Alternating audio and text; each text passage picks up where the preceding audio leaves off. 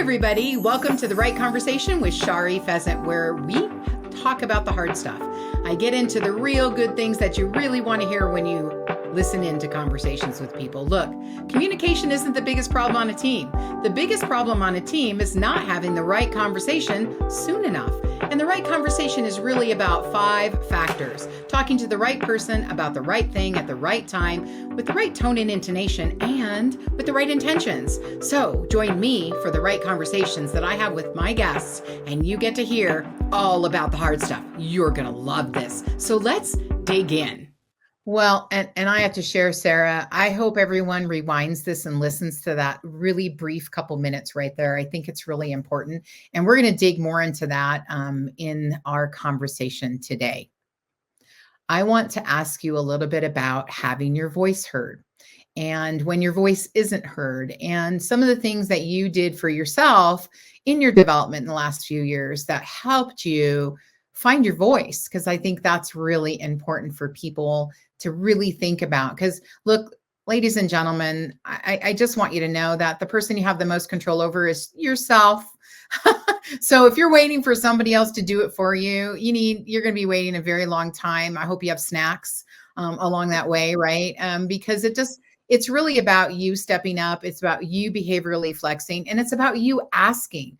Sarah, imagine before, when you were the office manager, if you were able to say, look, I'd really like to have a conversation with you because I'm thinking something may be happening, but potentially I'm probably seeing that incorrectly. And I just like to double check on some things. And you're prefacing it where they understand there's no fault, no blame. You're asking for clarification. You're owning the misunderstanding, right? Because leaders own mistakes. They give away success. That's what leaders typically do. When I find a leader that's owning success, I know they're dealing in ego, right? So an ego is hungry. It always feeds off of everybody else. So Sarah, tell me a little bit about what that means to you and what you've learned about finding your voice and how to bring your voice up. Touching on something you said about how you're the only person that has control of that, learning that no one else can make me feel any kind of way except for me was something that was very life-changing for me, and going, if I'm upset about this, it's because I'm allowing myself to be upset about this. If I'm afraid of this, I'm allowing myself. Or where are those feelings coming from? What is the thing that's creating that initial gut feeling? And how am I going to let that go? We all get mad about stuff, right? That's human nature. How long am I going to sit in that? And what is really, am I doing anything? Am I changing anything? I'm not making anything better sitting in that feeling and allowing myself to sit there. So that's something. And just in owning my voice, really a lot of it came from building my confidence. And in the last 6 years being in this industry, I have to say a huge part of it is attending events, networking, meeting other people such as yourself who have become my team of cheerleaders that I go to when I haven't, you and I have had conversations about things that had nothing to do with work or with this, but just having somebody to talk to run something through and go, okay, am I out of my mind here? Or am I in the right lane? Let's look at my options. Knowing that there are people who actually believe in me and care about what I have to say built my confidence a lot. Doing things that terrified me, like going to your women's retreat where I knew nobody. I had never met a single person who was there. And I saw something about it on LinkedIn and I thought it looked cool. And I was terrified to go, but I was like, I'm going to do this. And I had the best time ever. And I still have contacts from that, people who I'm still in touch with. And so doing things that scare me, going to networking events, and just making myself get up in front of rooms and continue. I was going to say, making yourself get up in front of a room, right? Yeah. And processing through that very first time when you read your paper and got down. And now I think there was one time where you and your dad were up, or you and Bill were up on the stage together, and there were like 1,000 people in the audience. Did I remember you? Yeah. Yeah. Look at your eyes. Yeah. But it was awesome. You owned it. One of the best classes we had ever done, and it was such a good feeling. And it just, I couldn't let that first time stop me.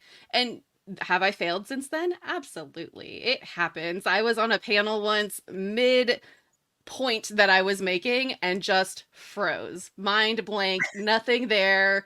no idea what to say. Thankfully, somebody else on the panel jumped in and they were like, "Hey, Sarah, we'll come back to you." And that happens, but you learn from it too, because now okay, next time that happens, have something to say. But I've continued to keep putting myself out there and submitting my classes to events to be able to continue putting myself in front of rooms to share what I know. And also just learning and hearing feedback from doing classes and having people come up to me afterwards and say, wow, I learned so much. I can't wait to take this back to my staff. I can't wait to implement this. Or even when I do my Generation Z content, people will tell me, you just made my kid make sense to me. Like, you just explained my own child to Oh, me. So hearing stuff like that really also helped me find that voice to be able to be more confident and to be unafraid well, to speak and more.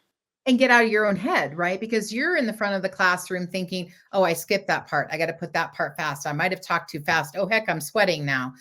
You know what I mean? You're going through all of those things. You're looking at the guy going, he's falling asleep, or she's really writing, taking a lot of notes. What am I saying that's really good? I should keep going on that. I know, right? Because I get in the front of the room myself. So there's a lot of things going on when you're thinking of, I'm in service, and you have that heart, that servant heart, where you're in service when you're in the front of the room. So, and here's that, let's go back to that.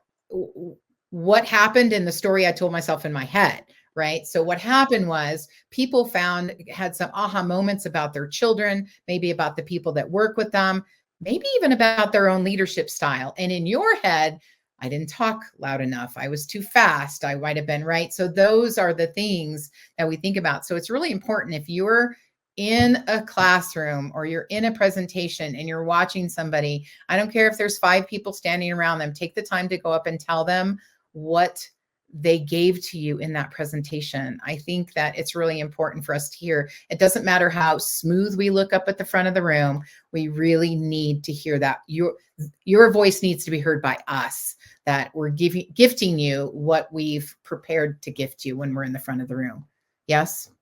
For sure. And even to take that beyond listening to a speaker, listening to your employee, because that's part of Mm. empowerment. That's part of empowering your employees to let them know the value that they're bringing, and that we appreciate that. So when I talk about empowering employees, I look at what I call my 3 T's, which are to trust, train, and think. And I think that's a Trust, big train, and think. All right, talk to trust, us train, about and that. think. So you can't empower somebody to do their job if you don't trust them. You need to trust them to be able to handle situations when you're not there. You need to also stand behind what they do. So we need to trust them enough that they're going to do what, even if it's not how we would have done it, we're going to stand behind that decision. Because once you let somebody take care of a situation and then you go, well, and you start scolding them for how they did it, they're probably not going to step up the next time. So we need to find ways to help improve without being like, oh, that's not what I would have done, or you did that wrong, or that We need kind of to allow them to situation. fail, right? Where they say we learn more from our mistakes than our successes, and that yet we don't embrace that. Like Right. we run from that. And so I love that. So you need to trust them. They need to be able to fail forward, and they need to be able to make a mistake. And then when that's done, maybe there's a discussion about what could you have done better? How do you want to improve that the next time, et cetera. All right, let's talk about How do you train, trust, train? think. Oh, So yeah, right. And training has to come first. You can't trust somebody to do the job if you haven't trained them properly, if you haven't provided the tools that they need for that job. And so sometimes if we don't trust them enough to empower them, we've either failed in the hiring process or we failed in mhm. the training process.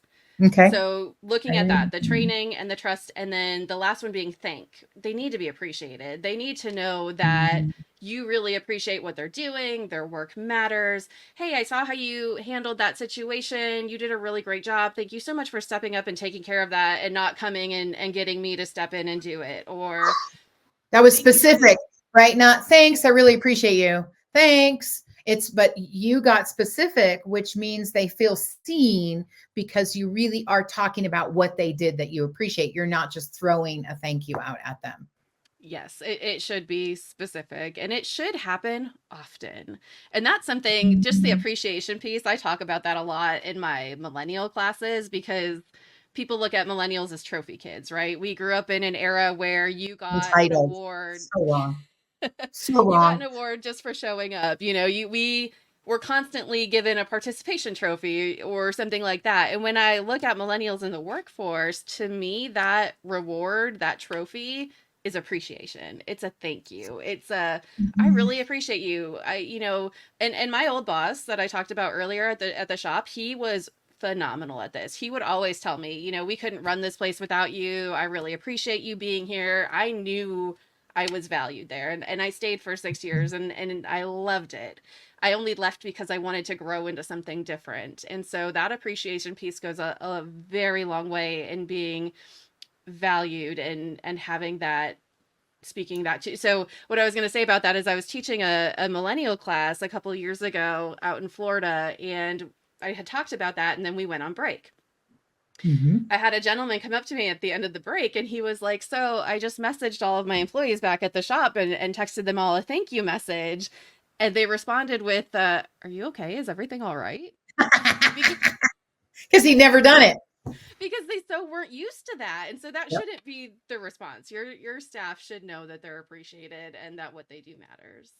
Absolutely. And I like to squelch that rumor that millennials are entitled. I disagree. I have two millennial children. My son has just been awarded the world-class technician designation, right? Only 32 of them out of 250,000 in the automotive industry. And he just came back on at our shop as the shop foreman, and we're tickled pink. And we have goals and forecasts set for the year. And he said, well, I don't want to be that person that just looks at what we think we're going to make and stop there. I want to be that person that knows that we can succeed even more than that. And we bring in more. And so I think that millennials are just picky.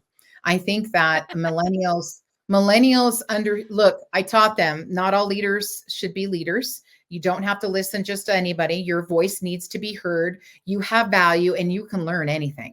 Like if you apply yourself, you can make anything happen. And I think that's where millennials will step into a job or a role where they're not fully prepared, yet they are confident that they can figure it out very quickly with the right trust training and thinking, right? With that right thing going on, that they can really make it happen. And so I think that leaders are interpreting that absolutely differently. And we need to slow down and have more conversations and allow millennials to be heard. Sarah, you told me a story that I repeat often, and I love it. It was after you came to our women's leadership conference. By the way, that training is now available for companies. We have made it something that can be brought on site to companies for their women, which is really cool. Just a lot more availability. And we also have it online. But you mentioned that you had gone to a meeting just a couple weeks afterwards. And you'd been to this meeting several times, mostly men, a few women. However, you saw it differently all of a sudden after you went through the training. Can you share a little bit with our listeners about that? I think they're going to get a kick out of this story. I did see it a little bit differently. It was very interesting to me how often, when one of the few women in the room would speak, that she was being interrupted by a man in the room, and how very rarely were the men in the room being interrupted when they were speaking. So that was one of the first things that stuck out to me. Hadn't really paid attention to it that much before, but it just was all of a sudden very noticeable to see them being interrupted. The other thing that really jumped out at me is at one point, a woman in the room gave an idea about something we were talking about, and the meeting sort of moved on. And a little bit later in that meeting, a man that was there said almost the exact same thing, just a little bit differently. And then it was embraced. And it was just kind of I don't know that I would have noticed it had I not just been thinking about a lot of those things, and how sometimes we're not often heard, or I don't know. And she Right. didn't say If you don't anything know it, or it's like when you don't own a Volkswagen. You don't see the Volkswagens on the road. All of a sudden you own a Volkswagen or a Lexus or a Mercedes or a Kia or whatever, Ford or a Mustang, whatever you want to own. And now you see all of them. So, yeah. and we talk about like, you can't get mad. We're the ones who allowed it to happen too. Like we're the women sitting in the room, not bringing our voices up, not saying something about it. And look, you can't be mean. You can't be mad. We're all a part of it. So how do we, in a positive way, right, start bringing our voices out to be heard when there's an unconscious bias. And everybody, unconscious means nobody realizes it's happening. It's happening unconsciously, right? And so we first have to bring it into the conscious brain. And if you do that in a negative way, nobody can receive it. Nobody wants to be yelled at and scolded, right? And nobody wants to be wrong. So I think it's important to really have the right conversations when these things happen, and know how to do it in private, when to do it in public, when to speak up, when to have your voice heard. So, Sarah, what have you learned about being in a meeting that you do? Because I'm sure from that time you have been in so many meetings, right? And brain think tanks. What are you doing today that's different than what you did before so you can be heard when you're in a meeting? If I have something that I think contributes or brings value, I make sure to find a space to say it.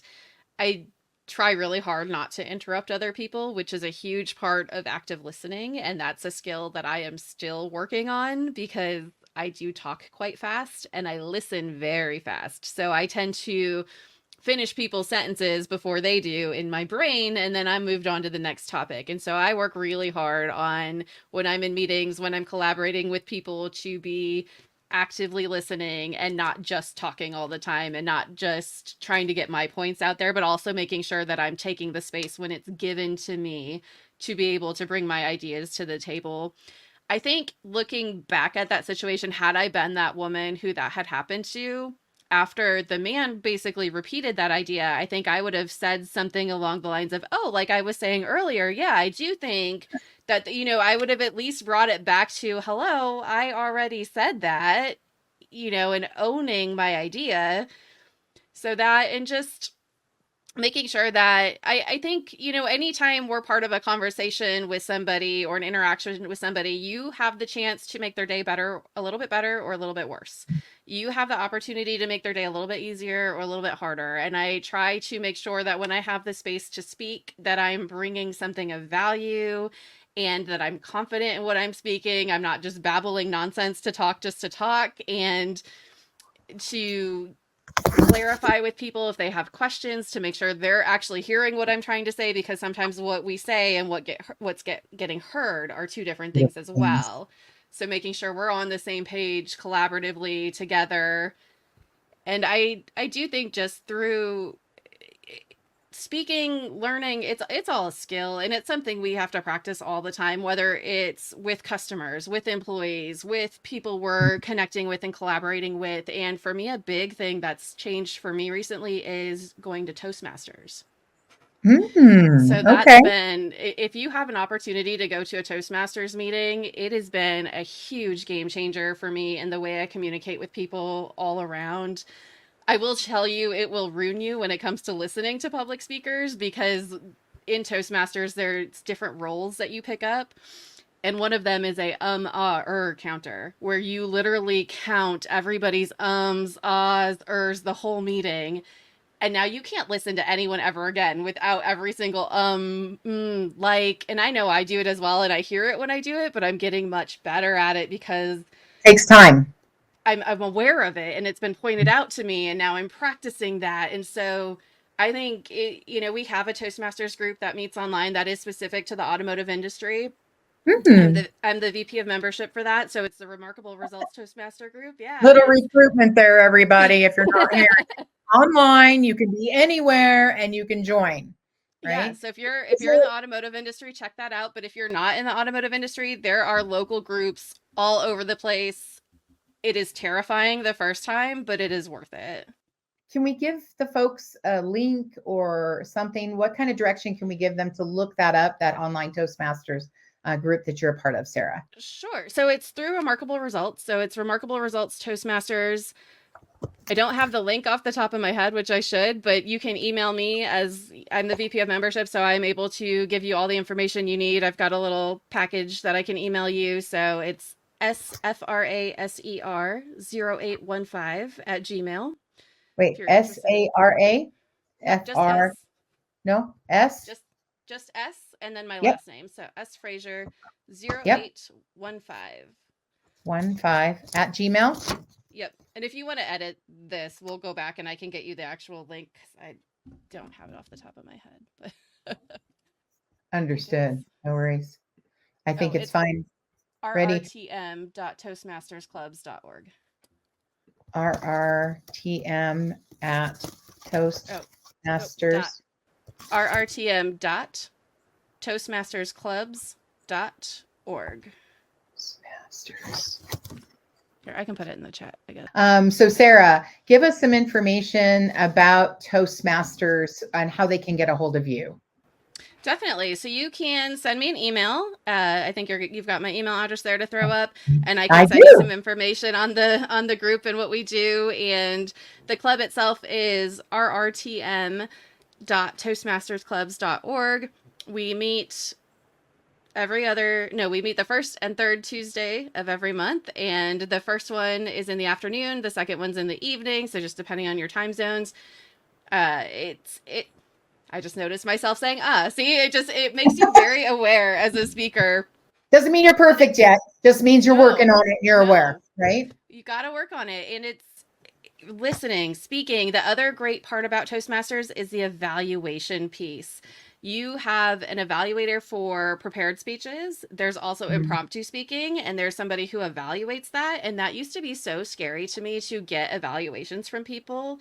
And just learning the value that really comes from that feedback and the growth opportunity that comes from that, which I think you can take that beyond Toastmasters. Anytime you get a chance to get feedback and evaluation from somebody, instead of looking at that as negative, being able to find the gift in it and how that's really going to help you improve and become better at what you do. So if you're in the automotive industry, definitely check out this Toastmasters group. Meet online, we meet virtually. If you're not in the industry, there are a ton of local Toastmasters groups where you can actually go in person.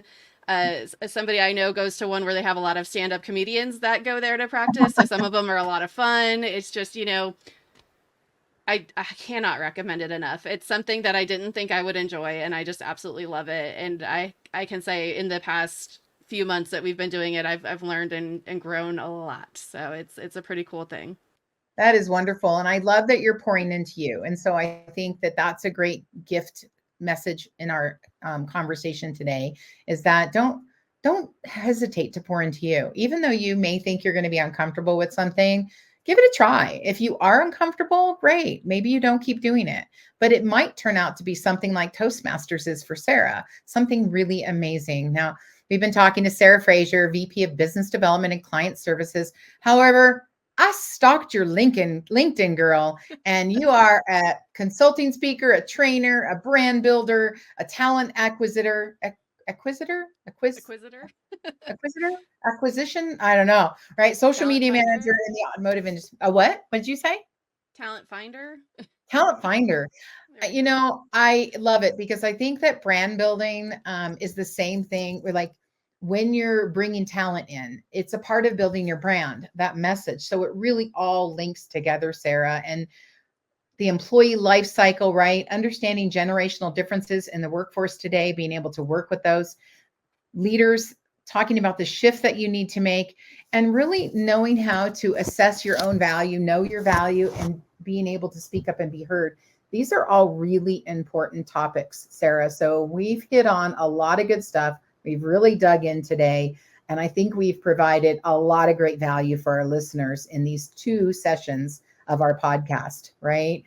So I have a question. I ask it at the end of every single podcast that I do, because it's hard, right? You can only eat an elephant one bite at a time. And quite frankly, this session of our podcast has been a lot of information, very valuable for everybody. So if there was just one thing that you want to gift and you want to give to our listeners, that you want them to remember, take away, or focus on, what would that be for you today? That for me would be to accept help, to acknowledge and accept the opportunities and the people you have around you that are willing to help you learn and help you grow and help you be the things you want to be, because sometimes we get stuck in our own way and we don't realize that we have a ton of people out there who, if we just reached out to, or resources that we could use to accept that help, that we can't do everything by ourselves. And I know we've touched on it a little bit here with the hiring piece that I do for shops, and that's something Mhm. we found that shop owners don't tend to be the best at hiring because it's not what they do all day, every day. And so being able to acknowledge that and accept help from somebody else who is really good at that, or just not doing everything, not taking everything on your own. And that goes into delegating a little bit as well, but Letting go, all letting of that go. stuff, Yeah, right? Being willing it, to admit you're not perfect. It sounds like just one thing, Sarah, but you're just one thing. It's it's a very lot. I love it though. I love it. I think as humans, we're a lot. We have a lot of dynamics. You know, they have the disc, right? The observable behavior online. And I always tell everybody, look, don't do that. You are so much more than that. You have your why you do things. You have how you see the world. You have your emotional intelligence, your competency set. There's so much to individuals. And I think being able to look at us as individuals, as unique, authentic beings, that's something you do very well, Sarah. I have really enjoyed our conversation. And I have a feeling that not only do I want you back, but our listeners are going to want you back. This has been amazing. And I can't wait to dig in with you again. Thank you for coming, Sarah. Thank you so much. Oh, I loved having you. And everyone, we'll see you on the next episode. And I'll be watching for you on the inside. Stay tuned. Thanks for joining me for that conversation. My goal is to change the world one conversation at a time.